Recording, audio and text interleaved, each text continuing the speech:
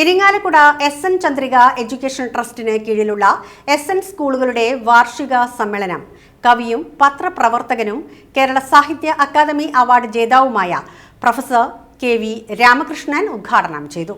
Municipal chairman M P. Jackson അധ്യക്ഷത വഹിച്ച ചടങ്ങിൽ S N. Chandrika education trust chairman doctor C K. Ravi, യുവഗായകൻ Finu Bin Lireesh, correspondent manager P K. Bharathan master, municipal councillor Surabhi Vinod, PTA president Kumaran AC എന്നിവർ പങ്കെടുത്തു.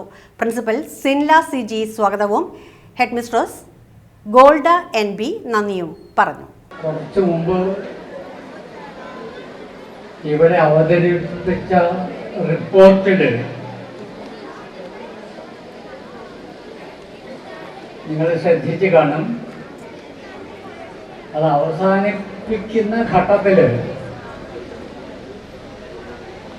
സൂചിപ്പിച്ചത്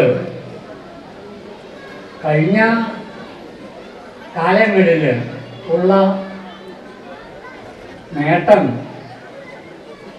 അതിൻ്റെ വെളിച്ചത്തിൽ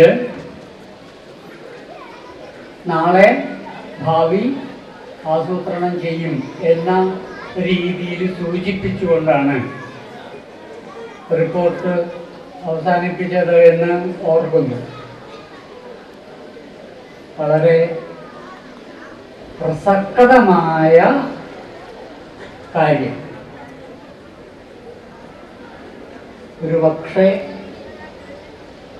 കുട്ടികൾ പ്രത്യേകിച്ചും ശ്രദ്ധിച്ച് കാണാൻ വഴിയില്ലാത്ത ഒരു കാര്യം ആ റഫറൻസിൽ ആ പ്രസ്താവന അതിനോട് ചേർത്ത് വെച്ചിട്ട് പറയാൻ തോന്നുന്നു. ജാനുവരി തുടങ്ങുന്നത്, പുതുവർഷം തുടങ്ങുന്നത്